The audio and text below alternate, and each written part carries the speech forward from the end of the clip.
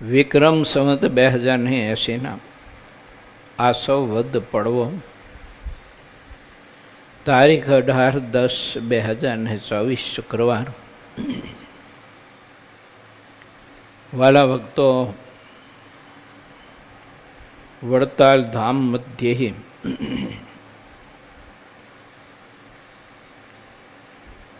બિરાજતા લક્ષ્મીનારાયણ દેવ હરિકૃષ્ણ મહારાજનો દ્વિશતાબ્દી મહોત્સવ નજીકના આવનાર દિવસોમાં આવી રહ્યો છે. તેના ઉપક્રમે શ્રી સ્વામિનારાયણ સંસ્કારધામ ગુરુકુલ ધાંગધ્રાથી અનેકવિધ કાર્યક્રમો ઘણા સમયથી અને ઘણા માસથી ચાલી રહ્યા છે. જેમાં ગ્રામ્ય વિસ્તારોમાં સભાઓ, ભક્તોને ઘેર પધરામણીઓ, વૃક્ષારોપણ, આ વગેરે વગેરે બધા કાર્યક્રમો આપણા ચાલી રહ્યા છે. ગઈકાલે લક્ષ્મીનારાયણ દેવ અને હરિકૃષ્ણ મહારાજ રથારૂઢ થઈને આમંત્રણ દેવા માટે વિવિધ ગામડાઓમાં ફરતા ફરતા શ્રી સ્વામિનારાયણ સંસ્કારધામ ગુરુકુલ ધાંગધ્રાના આંગણે પધાર્યા. આપણે સૌ કોઈને દર્શન દાન દઈને મહાકૃતાર્થ કર્યાને આપણું ભાવભીનું નાનું એવું એ અભિવાદન સ્વીકારીને, પૂજા સ્વીકારીને અઢળક ને અઢળક રાજીપો હરિકૃષ્ણ મહારાજ અને લક્ષ્મીનારાયણ દેવે વર્ષાયો. આપણે બધા પરમ ભાગ્યશાળી કે કૃપા પાત્ર છીએ કે આવો અવસર, આવા આશીર્વાદ, આવી યજન પૂજનની સેવા, એનો યોગ સામે ચાલીને મળતો હોય એ તો કેટલું પરમ ભાગ્ય કહેવાય. લોકોને પૂજા કરવી હોય ને, કોઈ દેવની, માનો કે કાશી વિશ્વનાથની પૂજા કરવી હોય તો અહીંથી ઠેઠ કાશી જવું પડે, ચાલીને અથવા વાહનોમાં કે ગમે તેમાં. બદ્રીનારાયણ પ્રભુની આપણે પૂજા કરવી હોય તો ઠેઠ બદ્રીનારાયણ જવું પડે. ભગવાન કેદારનાથની પૂજા કરવી હોય તો ઠેઠ કેદારનાથ જવું જોઈએ. હવે એના બદલે હરિકૃષ્ણ મહારાજ અને લક્ષ્મીનારાયણ દેવને લઈને આ પરમહંસો સામે ચાલીને આપણા ઘરના આંગણે આવ્યા. તે આથી તો મોટી ભગવાનની કૃપા બીજી કઈ હોઈ શકે? બીજી મોટી કૃપા કઈ હોઈ શકે? આ તો ઘરના આંગણે માયખો વગરનો મધપૂડો કહેવાય. અને એ ત્યાં આંકડા સાથે પાછો જો આ એ બોયડી કે બાવરના ઝાડામાં હોય તો હાથ નાખો તારા કાંટા બાંટા વાગે એમ. આ તો આંકડા સાથે ઘરના આંગણે આવતા ને જતા એમ મધનો સ્વાદ લીધા કરો. શ્રદ્ધાનો વિશેષ એમ મારો ને તમારો. ખુદ લક્ષ્મીનારાયણ દેવને હરિકૃષ્ણ મહારાજ આપણા આંગણે પધાર્યા એટલે આપણું આ સંકુલ બહુ જ અતિ તીર્થત્વને પામી ગયું. જો તીર્થરૂપ તો છે જ, પણ અતિ તીર્થત્વને પામી ગયું. નારદજીને ભગવાન વૈકુંઠનાથના દર્શન કરવાનો સંકલ્પ થાય ને ત્યારે આકાશમાં ઉડી અને ઠેઠ ત્યાં જાય વૈકુંઠમાં, ત્યારે દર્શન થાય. જો હા, અને પછી જો ને ઓલા તોમરે ગાન કર્યું, બધી કથા મહારાજે લીધી પ્રથમના ચોથામાં એને. ત્યારે લક્ષ્મીજી પ્રસન્ન થયા. નારાયણ અને લક્ષ્મીજી તુમરોને વસ્ત્ર અને આભૂષણો આપ્યા. ત્યાર પછી નારદજીને સંકલ્પ થયો કે તુમરોને જેવું ગાન વિદ્યા હું શીખીને ગાન કરીને ભગવાન લક્ષ્મી નારાયણની પ્રસન્નતા પ્રાપ્ત કરું તો એના માટે ગાન વિદ્યા શીખા. તે 7 મન્વંતર સુધી શીખ્યા. બોલો, એમને દર્શન કરવાની અને પ્રસન્ન કરવાની અને રાજીપો પ્રાપ્ત કરવા માટેની કેટલી તીખી વાસના છે. હા, એવી આપણને ભગવાન શ્રી હરિને પામી જવા માટેની તીખા લવિંગ્ય જેવી જ્યારે વાસના બંધાય ને ત્યારે ઠાકોરજી સામે ચાલીને આવી રીતે દર્શન દેવા આવે. એ જીવને જવું ન જોઈએ, પરમાત્મા આવે છે ને. પોતાના ભક્તને તેડવા નથી આવતા મહારાજ મહેમાન લઈ, ક્યાં ઠેઠો અક્ષરધામ. બોલો, એટલે બધા દૂરથી ઠાકોરજી પોતાના ભગતને તેડવા આવે. અને ભગત પાછો રહેતો હોય કેવા ખબર, નાના એવા ઝૂંપડા જેવા મકાનમાં રહેતો હોય, દેશી નરિયા માથે હોય, અને એક ખાટલો હમાય ઓળ્યો હોય, 2 ખાટલા હમાય એવડી ઓસરી હોય, 3 ખાટલા હમાય એવું ફળ્યું હોય. આવા નાના મકાનમાં નાનો એવો ભગત રહેતો હોય, પણ એને અક્ષરધામના અધિપતિ દિવ્ય વિમાન લઈ અને પોતાના મુક્તોને પાછા સાથે લેતા આવે. જો ઘણા બધા મુક્તોને સાથે લાવે અને ભગતને તેડવા આવે. બોલો, આવું તમે કોઈ ગ્રંથમાં ક્યાંય સાંભળ્યું કોઈ જગ્યાએ? એટલે નિષ્કળાનંદ સ્વામી લખ્યું ને કે નહોતી દીઠી નહોતી સાંભળી એવી પુનિત પ્રગટાવી પુરુષોત્તમ પ્રગટી. મોક્ષની એવી અલૌકિક રીત મહારાજે પ્રવર્તાવી, એમાં આપણે બધા આવી ગયા. જો આ સત્સંગ ન સ્વીકાર્યો હોત, યા તો ના મળ્યો હોત, કે અક્ષરાધિપતિ આ ધરતી ઉપર ના પધાર્યા હોત, એના મુક્ત ન પધાર્યા હોત, તો આપણા જેવા બળબડ બોયા જેવા જીવની શ્રદ્ધા તો ગમે ત્યાં જોડાઈ હોય. હવે જો આ કોઈ પણ જગ્યાએ જોડાઈ હોય. મહારાજની મોટી કૃપા. એટલે ભગવાન શ્રી હરિએ આપણને સૌ કોઈને પ્રથમ પ્રકરણનું 48મું વચનામૃત, એમાં અદ્ભુત વિચાર આપણે 48મું વચનામૃત, એના ઉપર બહુ અદ્ભુત વાત આપણને સમજાવી કે ભગવાનની પૂજા કરીને પ્રભુની સ્તુતિને પ્રાર્થના કરજો કે હે મહારાજ, આ પિંડાભિમાની જીવ વિષયોમાં એટલો બધો બંધાયો છે અને નકારા વિકારોમાં સુખ માનીને એની જિંદગીને તમે આપેલો કિંમતી સમય અને આવો પવિત્ર સત્સંગ, એના સુખથી આત્મા વંચિત રહી જાય છે. તો તમે કૃપા કરો મહારાજ કે આ પિંડાભિમાન છૂટે, તમારા ચરણ કમળમાં મને પ્રીતિ થાય, અતિશય હેત થાય, એવી પ્રાર્થના કરવી. ને કેવું હેત થાય એવી પ્રાર્થના કરવી, તો કેવું હેત થાય એની વાત મહારાજ આપણને 49માં વચનામૃતમાં સમજાવે છે. ને સિદ્ધાનંદ સ્વામીએ પોતાની કલમે એની નોંધ કરી. એ કથામાં આપણે પ્રવેશ કરવો છે કે ભગવાનના ભક્તને ભગવાનના સ્વરૂપની વિશે કેવી પ્રીતિ હોવી જોઈએ, કેવી પ્રીતિ કરવી જોઈએ, અને ભગવાનમાં ને ભગવાનના ભક્તમાં, સંત હરિભક્તમાં કેવી આત્મીયતા કરવી જોઈએ, એના અદ્ભુત વિચારો આપણને આપે છે. તો તે કથામાં આપણે પ્રવેશ કરીએ. પૂર 21મું, તરંગ 46માં, ગઢડા પ્રથમ પ્રકરણનું 49મું વચનામૃત, સાચા ભક્તની રીત તથા અંતરદ્રષ્ટિનું.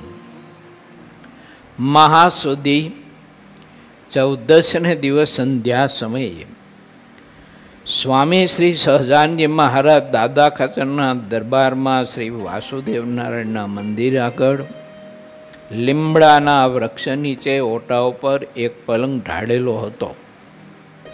તેના ઉપર આવીને શ્રીહરિ વિરાજમાન થયા. ત્યાં 2 મસાલો કરેલી હતી અને કંઠમાં પીળા પુષ્પના હાર પહેર્યા હતા. ત્યારે બંને હાથમાં પીળા પુષ્પના ગજરા ધારણ કર્યા હતા અને સર્વ શ્વેત વસ્ત્રો ધારણ કર્યા હતા અને પોતાના મુખારવિંદની આગળ સહુ સંતો તથા દેશ દેશના હરિભક્તોની સભા ભરાઈને બેઠી હતી. પછી શ્રીજી મહારાજ બોલ્યા, જે હે પરમહંસો, પરસ્પર પ્રશ્ન ઉત્તર કરો, જેમાંથી સહેજે વાત નીકળશે પછી મહારાજ કે અમે પુષ્ટિ કરશો એની,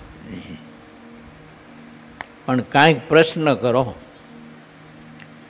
પછી બ્રહ્માનંદ સ્વામીને જેવો પ્રશ્ન ઊભજો તેવો તેમણે પૂછ્યો. ભગવાનના સ્વરૂપમાં વૃત્તિ રાખવામાં ઘણો પ્રયાસ પડે છે અને જગતના પદાર્થમાં વૃત્તિ સહેજે રહે છે. તેનું શું કારણ છે તે વાત અમને સમજાતી નથી. પછી શ્રી હરિ બ્રહ્માનંદ સ્વામી પ્રત્યે બોલ્યા કે સ્વામી, જે ભગવાનનો ભક્ત હોય તેની વૃત્તિ તો ભગવાન સિવાય બીજે રહે જ નહીં. જે ભગવાનનો ભક્ત થયો હોય તેને એવી ચિંતા રહ્યા કરતી હોય છે કે મારે જગતના પદાર્થમાં વૃત્તિ રાખવી ઘણું કઠણ પડશે. માટે જે ભગવાનના ભક્ત હોય તેને તો જગતના પદાર્થમાં વૃત્તિ રાખવી એ જ ઘણું કઠણ છે, અને જે જગતના જીવ છે તેને તો પરમેશ્વરમાં મનની વૃત્તિ રાખવી ઘણી કઠણ છે. અમે જેવું સમજીએ છીએ તેવું કહીએ છીએ. માટે જેટલા પરમેશ્વરના ભક્ત કહેવાય છે તેમની વૃત્તિ જેટલી પરમેશ્વરમાં નથી રહેતી તેટલા તે પરમેશ્વરના ભક્ત નથી, તેમ અમને દેખાય છે. આ સત્સંગમાં જેટલો આવે છે તેટલો તેને સંતની વાત સાંભળીને ધીરે ધીરે સત્સંગ થયો છે. હવે સંતોની વાત સાંભળતા સાંભળતા તે પ્રત્યક્ષ પરમેશ્વરનો પાકો ભક્ત થઈશે. મહારાજના સ્વરૂપ સિવાય મારી તમારી બીજે વૃત્તિઓ કાંઈક સુખ ખોળવા માટે થઈ અને આવા ત્યાં મારતી હોય તો એટલો આપણામાં કુસંગ કહેવાય. શું દિવસ દરમિયાન બધો હિસાબ કરીએ આપણે, અને જેટલી કલાક મહારાજની મૂર્તિનું સુખ મૂકીને ઇતર બીજું સુખ જ્યારે જીવ ખોળવા માટે આવા ત્યાં મારતો હોય અને ભયમાં કરતો હોય, જેમ શ્વાન ઘેર ઘેર ફરતો હોય ને બમતો હોય ને એમ બ્રહ્માનંદ સામે લખ્યું છે, દાટો રે ને ચોર દૈવના એ સુમુખ લઈને બોલે જી, સ્વાર્થ કારણ શ્વાન તણી પેર એ ઘેર ઘેર ફરતો ડોલે જી. સ્વામી દૃષ્ટાંત આપ્યું છે. ઓલો શ્વાન છે ને એ રોટલાના ટુકડા માટે ગીરે ગીરે બમતો હોય, ગલીએ ગલીએ ને ગીરે ગીરે. એમ આપણી બધી વૃત્તિઓ શ્વાનની જેમ રોટલાના ટુકડાની જગ્યાએ પંચ વિષય માયા સંબંધી, શરીર સંબંધી આ બધા જે કંઈ સુખ છે એના માટે થઈ અને કૂતરાની જેમ છે ને ભટકતી હોય બધા. હવે આખા દિવસનો હિસાબ કરવાનો કે આખા દિવસ દરમિયાન કેટલી મિનિટ ને કેટલી સેકન્ડ આપણે વૃત્તિઓ આવી રીતે વિષયો મેળવવા માટે, ભોગવવા માટે, જોવા માટે, સાંભળવા માટે, એનો સ્પર્શ કરવા માટે, એનો ગંધ કહેતા સુગંધ લેવા માટે થઈ અને ભમતી હોય ને પછી એનો તમારે ગુણાકાર કરવાનો. પછી એમાંથી જેટલી કલાકો નક્કી થાય એટલી કલાકો આપણી કુસંગની કહેવાય.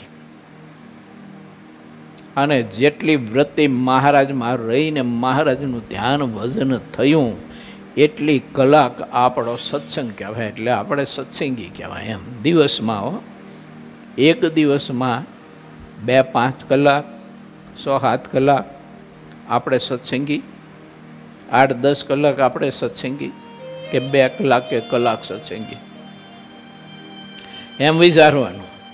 પછી આખા મહિનાનો હિસાબ કરવાનો, પછી આખા વર્ષનો હિસાબ કરવાનો, અને પછી આખી જિંદગીનો હિસાબ કરવાનો.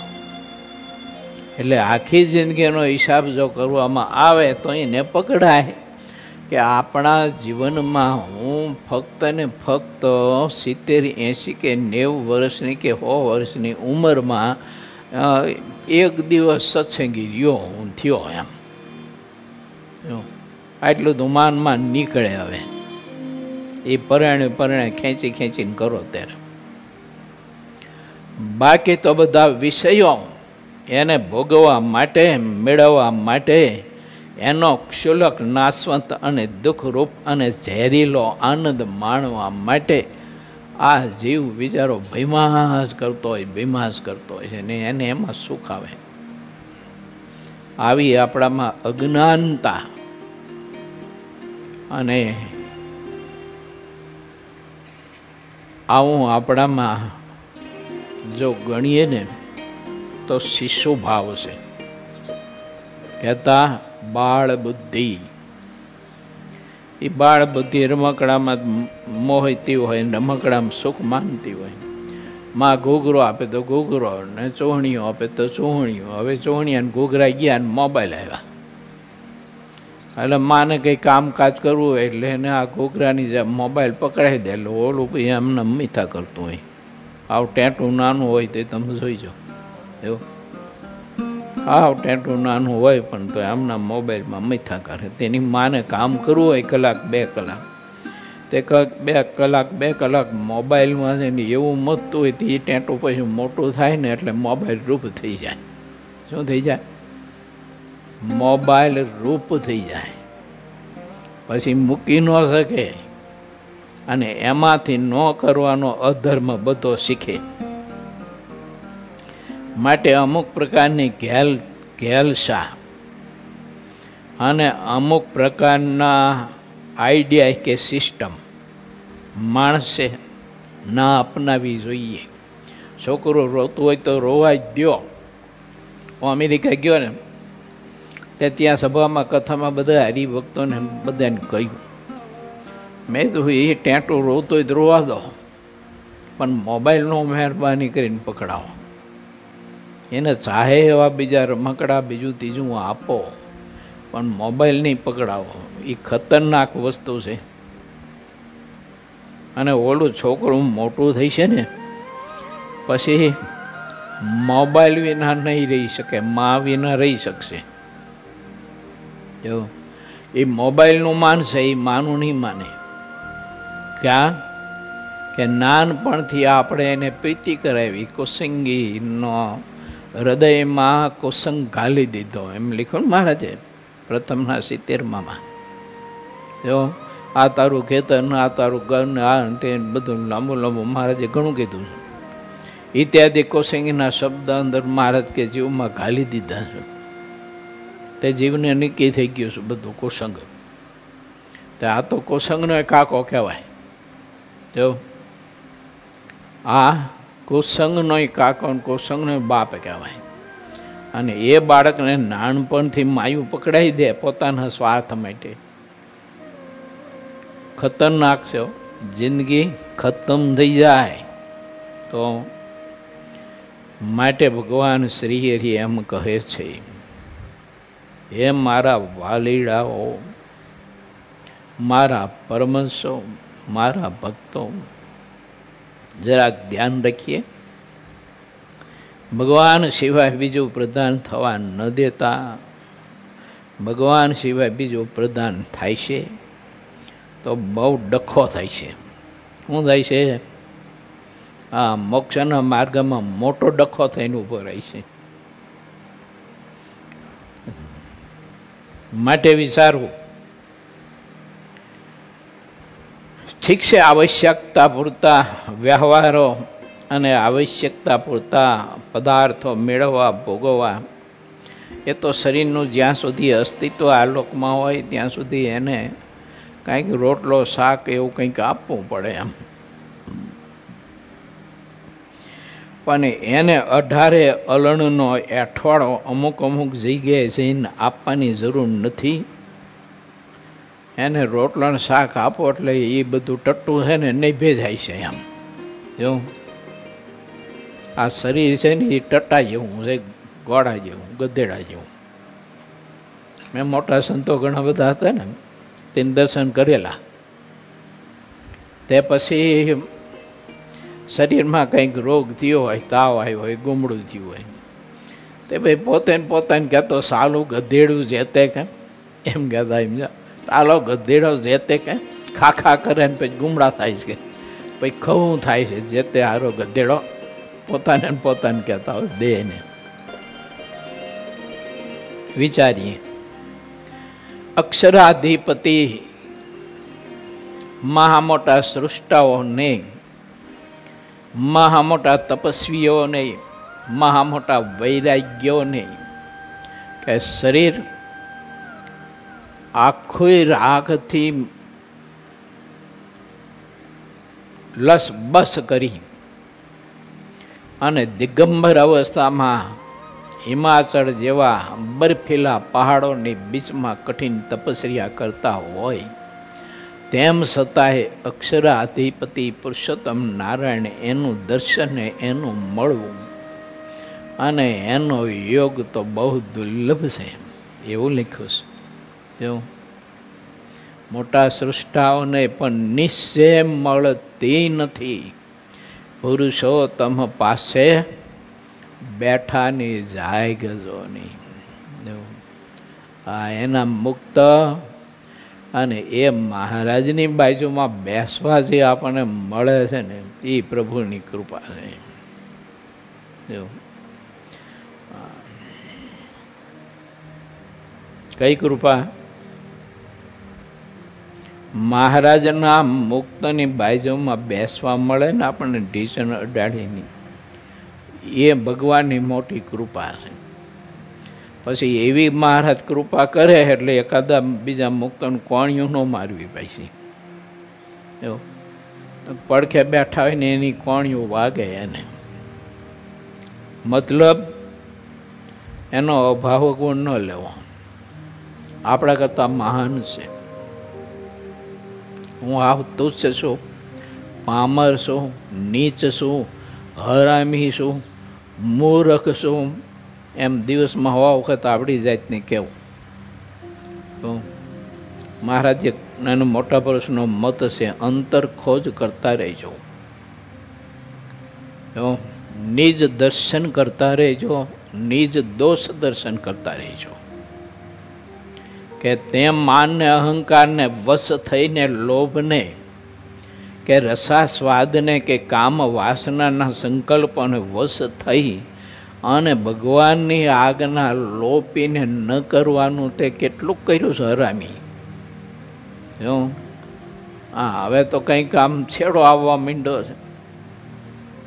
શ્વાસ બુઝાવવાના દિવસો નજીક આવ્યા છે. માટે હવે સુધર મૂર્ખ એમ પોતાની જાતને નિજ દર્શન કરી અને કહેતું રહેવું. મહારાજ સિવાય કશું જ ન થવું જોઈએ પ્રધાન.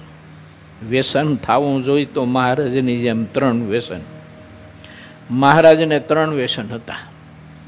એક કીર્તન ગાવા ને ગવડાવવા, આ વ્યસન જબરું મહારાજનું. વચનામૃતમાં આવે છે ને વાતે વાતે કીર્તન ભક્તિ સંતો કરતા હતા, મહારાજે શાંત કર્યા. બીજું કથા કરવી અને કરાવી, આ વ્યસન હતું મહારાજને.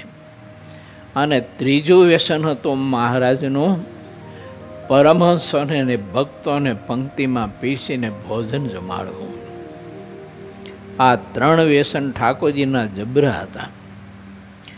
માટે આપણે વ્યસન કરવા તો એવા કરવા, બાકી ચીજ વસ્તુ પદાર્થના વ્યસન કરીને શું કરશું?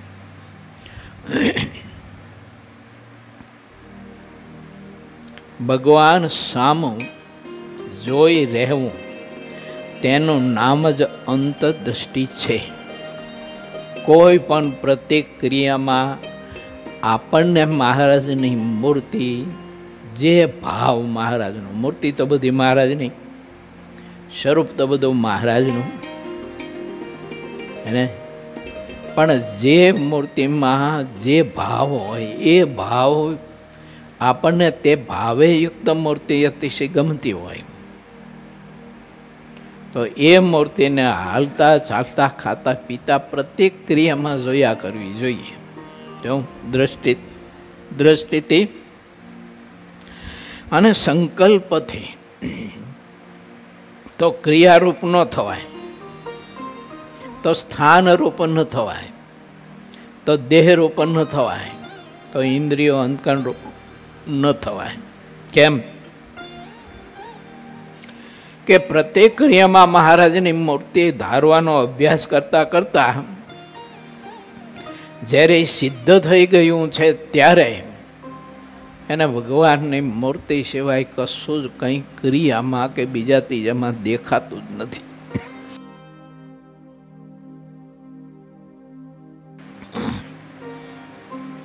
એટલે જીવ ક્રિયારૂપ ન થઈ શકે. મોટા પુરુષ એવું કહેતા કે હાથ એક વૃત્તિ બહાર કાઢીને મૂર્તિમાંથી ત્યારે ક્રિયા થાય. કઈ તો કે જમવાની, કોઈ સાથે થોડીક વાત કરવાની હોય, કોઈ પ્રશ્ન પૂછ્યો ને કંઈક જવાબ દેવાનો હોય, તો એ જવાબ દેવાનો હોય તે 2-4 સેકન્ડનો હોય. હવે હા ના જ કહેવાની હોય. એ હા ના કહેવા માટે એક હાથ વૃત્તિ મૂર્તિમાંથી બહાર કાઢે ત્યારે હા ના બોલાય, અને હા ના બોલાય એટલે તરત પાછી વૃત્તિ છે ને એ પાછી મૂર્તિમાં ઊંડી ઉતરી જાય. તો કેવો અભ્યાસ કર્યો હોય છે,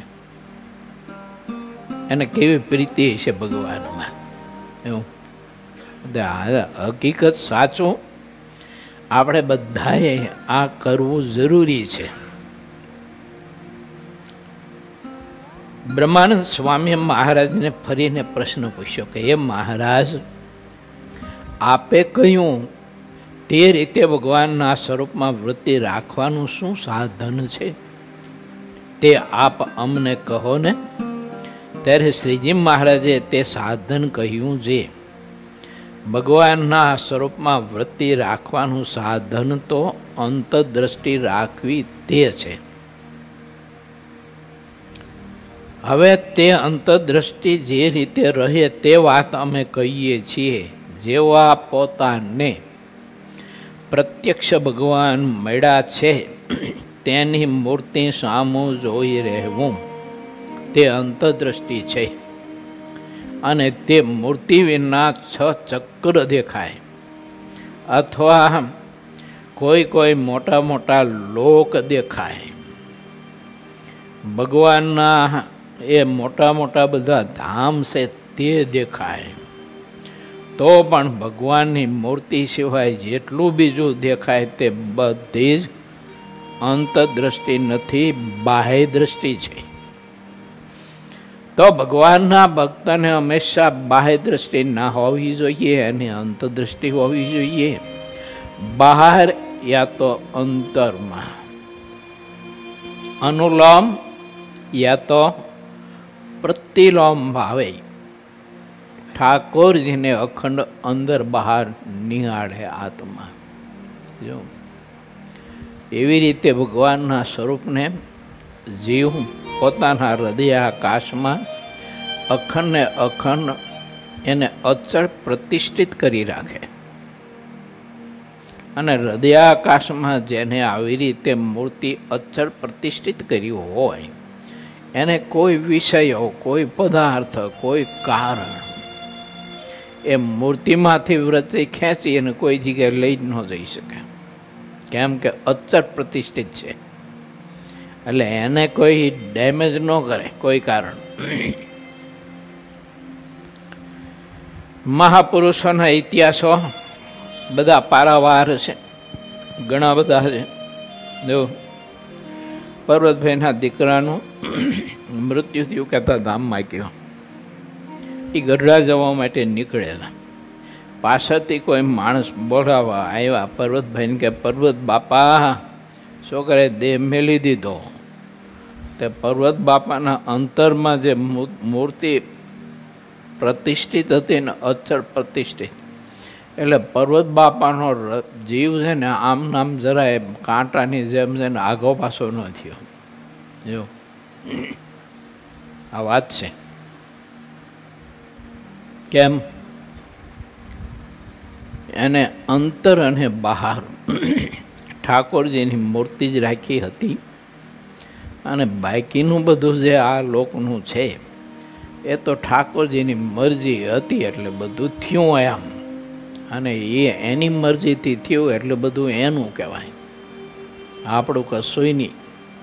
અને સારું કઠણ કામ જો આ એવી રીતે હમણાં આવે, એકને એક દીકરો હોય ને ધામમાં ગયો હોય અને બેઠા બેઠા માળા અને હાથમાં કરતા લઈ અને ભક્તિ ન થઈ શકે, એ એવા ભક્તને થઈ શકે કે એવા ભક્ત આપણી સામે સભામાં બેઠા છે, પરમ ભગવતીય શ્રી જયંતિભાઈ. જો અહીંયા હતા, એમના દીકરાનું મૃત્યુ થયું, સમાચાર મળ્યા, એમના મુખ કમળની રેખા ઉપર કાંઈ ફરક નહીં. બોલો, એ મહારાજનો આનંદ કોઈ જરાક ઝાંખોય ન થાય. આ અનુભવ છે મારો નિજ. અમે ઉતારામાં ગયા, એ જ સ્થિતિમાં બેઠા બેઠા માળા કરતા જ. બોલો, પછી ધોઈને કરી અમે બધા ભેળા થઈને ભજન કર્યું, સત્સંગ કર્યું, કશું ને. એટલે આપણે તો એફેથી જે હું હવે વાત કરો, તો હૃદયના ધબકાર ધબ ધબ ધબ ધબ બધું વધી જાય. શું થાય છે ને શું થાય નહીં થાય, ને શ્વાસ લેવો ભૂલી જાય, ફૂંફાડા મારવા માંડે, શું કરશું, કેમ કરશું, વગેરે વગેરે. માટે પરમાત્માની મૂર્તિમાં ભગવાનનો ભક્ત એવી પ્રીતિ કરે. કેવી કરે? તો પરમહંસે બતાવ્યું પાછું. ભગવાનનો ભક્ત ભગવાનની મૂર્તિમાં કેવી પ્રીતિ કરે?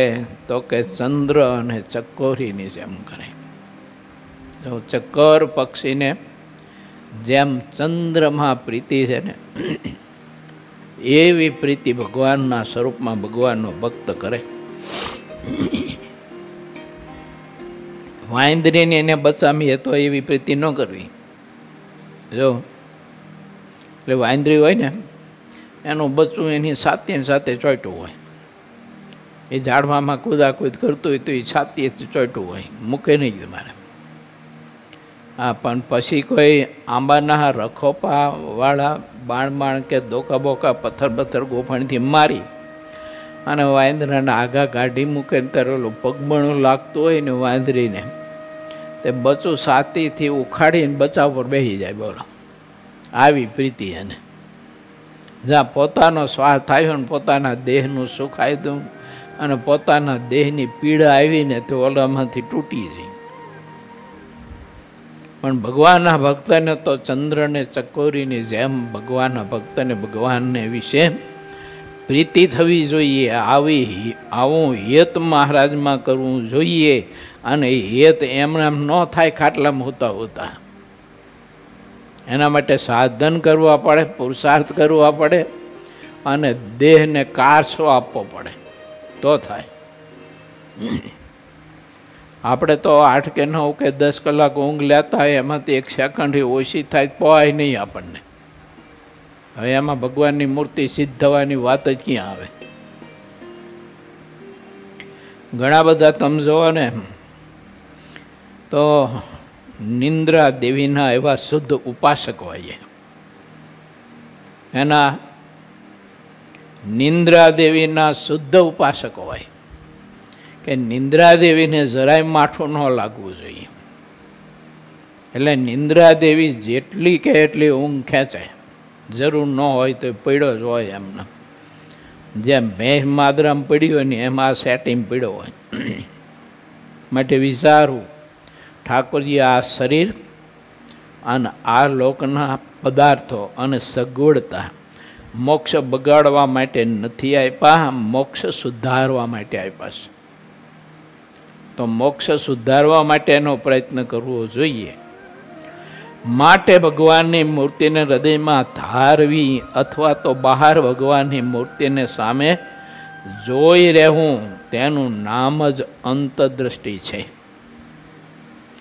અને મૂર્તિ સિવાય બીજે જ્યાં જ્યાં વૃત્તિ જાય કે રહે તે બધી જ બાહ્ય દ્રષ્ટિ કહેવાય છે. પછી શ્રીજી મહારાજ પરમહંસ પ્રત્યે બોલ્યા કે તમે બેની જોડ થઈને સામસામા પ્રશ્ન ઉત્તર કરો. પછી ઘણી વાર સુધી પરમહંસોએ એમ જેને જેવા આવડ્યા ને એવા પરસ્પર સામસામા પ્રશ્ન ઉત્તર કર્યા. મહારાજ એમની બુદ્ધિની કસોટી બેઠા બેઠા કરતા હતા. જો એ પ્રશ્નોત્તરી ચાલતી હતી ને ત્યારે મહારાજ બેઠા બેઠા બુદ્ધિની પછી કસોટી કરે. જો પ્રશ્ન પૂછે એટલે ખબર પડી જાય કે એના અંતરમાં શું પડ્યું છે. એ પ્રશ્ન દ્વારા બધું અંતરમાં હોય ને બધું બહાર આવે. માટે આપણે અંતરમાં ઠાકોરજીની મૂર્તિ રાખીએ તો એ આવે બહાર, વિષયો રાખી તો એ આવે, માન પ્રતિષ્ઠા પૂજાના બધા છે ને અભરકા રાખીએ તો એ બારું આવે. જો અને એ તો આપણને પીડા જ દેવાનું, દુઃખી જ કરવાનું, કોઈ દિવસ સુખી ન થાય. વિચારવું. શંકા કરીને જિંદગીને બરબાદ કરવી. સાંભળજો, મહારાજને મોટા પુરુષનો આ મત છે, બીજા કોઈનો નથી. શંકા કરીને જિંદગીને બરબાદ કરવી એના કરતાં વિશ્વાસ રાખીને લૂંટાઈ જવું તે શ્રેષ્ઠ છે. ભગવાનના સંત ભક્તમાં વિશ્વાસ રાખો અને એ વિશ્વાસ રાખીને લૂંટાઈ જવું પડે. લૂંટાવાનું કેવું? તો આ લોકના પંચ વિષય, દેહના સુખો, આ બધી વાત છે. વિશ્વાસ એમાં બાંધીને મૂકીને લૂંટાઈ જવું બહુ શ્રેષ્ઠ છે. શંકા સેવીને જિંદગીને બરબાદ કરવી તે નરકનો માર્ગ છે. માટે ભગવાનના ભક્તો વિચારે, આ દોષને રૂપાંતર કરે.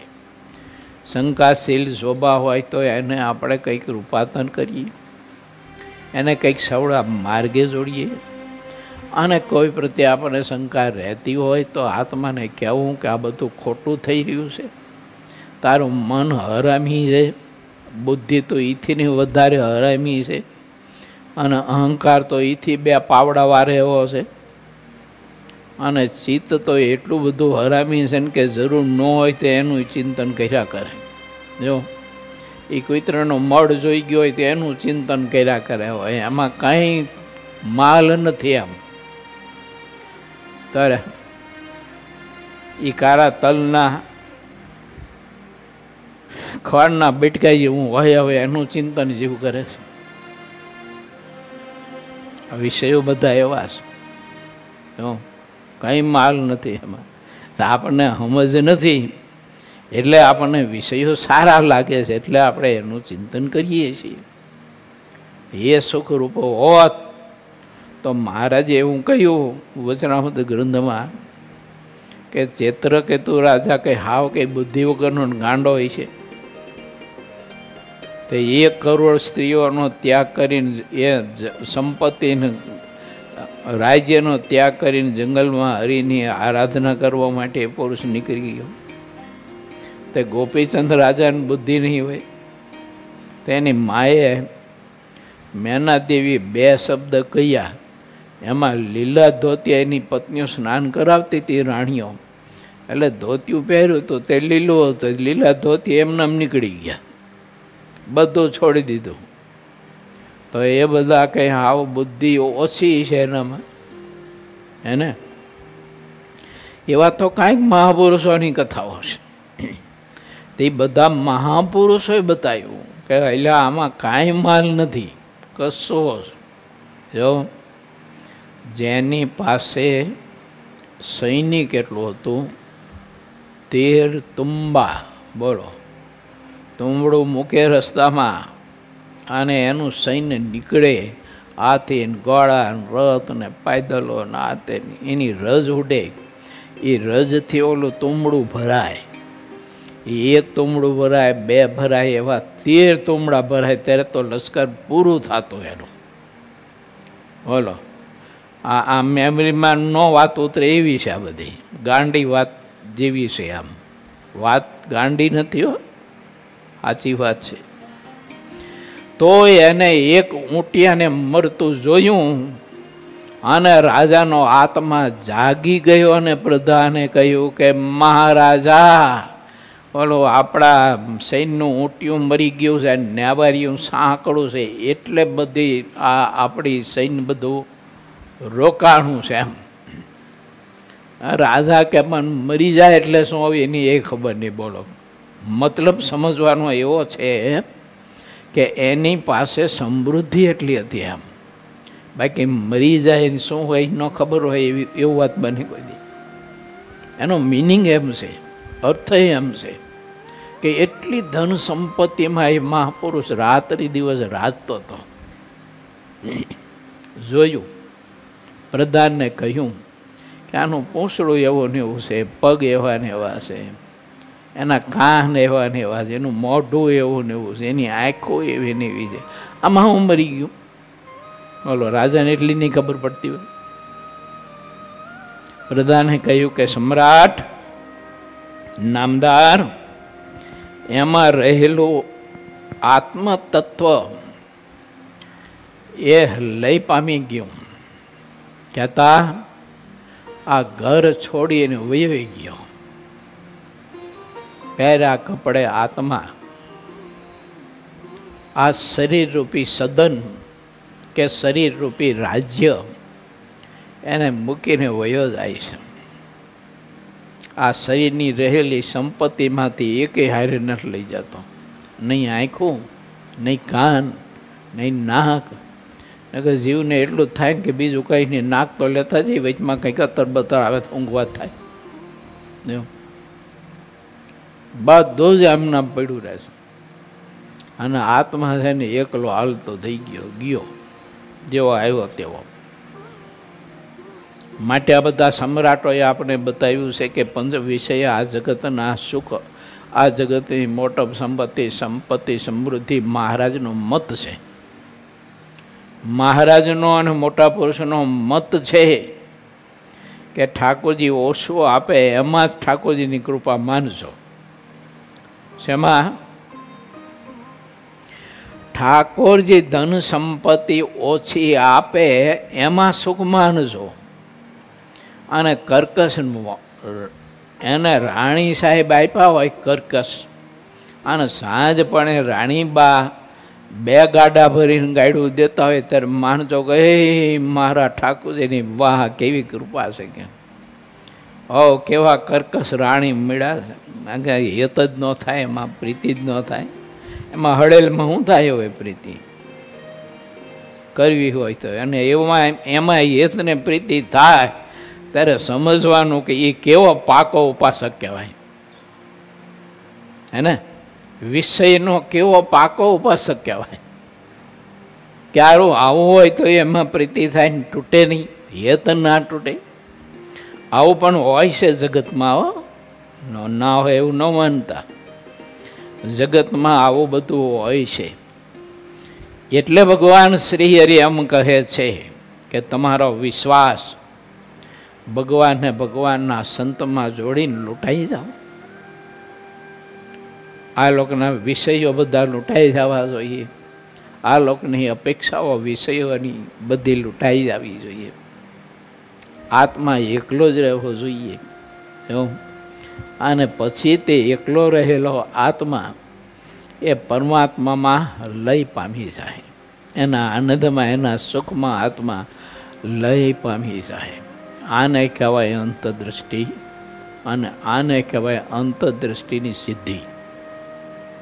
જો આ બાકી આમાં આંખો વિજય અને પછી મંદિરમાં કે હિમાચલ પ્રદેશના એ બર્ફીલા પહાડમાં જઈને બેસી જાઉં, નેત્રો વીંચીને, એક કોપીને પહેરીને, પણ અંદર સારું કારખાનું એમ ના માલતું હોય બધું. જો આ એ ધબધબાતું હોય. સુરતમાં તમે જાઓ ને તો ઓલા કાપડ બનાવવાના કારખાના જે વિસ્તારમાં ચાલતા હોય ને, ત્યાં તમે જુઓ તો એટલો બધો માથું ફાટી જાય એટલો અવાજ આવતો હોય. જો કડાકટ કડાકટ કડાકટ કડાકટ કડાકટ એવો અવાજ આવતો હોય, માથું પાકી જાય. એમ છે ને અંદર બધું એવું બગડાટી બોલાવી નાખે એવું બધું ચાલતું હોય. કારણ એનું એ છે કે આત્મા એ બહાર, એ તો અંતર, એમાં ભગવાનને પધરાવ્યા નથી. એને બહાર નકરા વિષયો જ અંદર ઠાંસીને બેરા, અંદર પણ વિષયો નરા ઠાંસીને બેરા. એટલે વિષયો ન મળે તો જીવ તપી જાય, મળે તો પાછો ઠરી જાય. એવું હા, એવો તપી જાય તે હાવ બિચારો આમ બે બાકડો થઈ જાય. હવે આપણને ઘણી વખત એમ થાય કે આનું મગજ ચસકી જાય છે, બીજું ઠીક છે. એવું હા, એક જણો રાંડ્યો હતો. જ્યારે મળે ત્યારે મન કે જે તું જવાનો છું. સાનો માનો ઠાકોરજીની ભક્તિ કરીને, ભજન કરીને, મહારાજને યાદ કરીને, આ હું બધું યાદ કરી ગયા આવે. અને જવાના જ હોય ને બધા. ત્યારે કે કંઈક ઠાકોરજીને એવું કંઈક મરજી હોય ત્યારે કાં પહેલાં આપણે જઈને કાં પછી આપણા પહેલાં જાય. બેમાંથી એક જાય. અને ક્યાંક ઠાકોરજીને એવી કૃપા થતી હોય, પણ એ બહુ જૂજો હોય કે એક સાથે બેસી જાય. એવું ઓછું બને. આ બધા કોવિડ વખતે બન્યું હતું કે અમુક બે માણસ સાથે જ વહી ગયા બીજાના. ઓક્સિજનની તકલીફ હતી ને ત્યારે ઉગલી ગયા. માટે વિચારીએ કે ભગવાન શ્રી હરિએ આપણને આવો મહાદિવ્ય અલૌકિક સત્સંગ આપ્યો છે ને આવું સાહિત્ય આપ્યું છે, આવા પરમહંસોને આવા હરિભક્તો આપ્યા છે. ભક્તિ કરવાના મહારાજે સર્વોત્તમ સર્વશ્રેષ્ઠ બધા યોગ આપ્યા છે. મંદિરો, મૂર્તિ વગેરે વગેરે બધું તમે જોવો તો કેટલું બધું શ્રેષ્ઠ અને ઉત્તમ છે કે જેમાં ઠાકોરજી પોતે અક્ષરધામના અધિપતિએ જે મૂર્તિને બાથમાં લઈને ભેટીને પધરાવી, એનો દ્વિશતાબ્દી મહોત્સવ આવે છે. બોલો, એ દર્શને કેવું હોય. ભગવાનની આપણા ઉપર એવી કૃપા છે કે જે જાયગામાં રહી અને માનવ સમાજ માટે એમને એક શિક્ષાપત્રી લખી, શિક્ષા વચનો આપ્યા. એ જાયગામાં રહીને એ જાયગાનું દર્શન, એની સેવા પરિચર્યા. આપણે સૌ કોઈને યોગ છે એટલે ઠાકોરજીને રાજી કરવા માટે મહારાજ કે આ બધું કર્યા કરવું. પણ મધ્યનું 40 ને 41 ને 42 વચનામૃત એમ કહે છે કે એ સેવા પરિચર્યા કરવી, ભક્તિ કરવી, પણ ભગવાનની પ્રસન્નતા માટે કરવી. માન જડે એમ સંકલ્પ કરી નહીં કરવાની. હું આ સેવા કરું, કોઈક વખાણે, એમ કોઈક જુએ તો વખાણે, એમ બિરદાવે, એમ નહીં. મહારાજ કે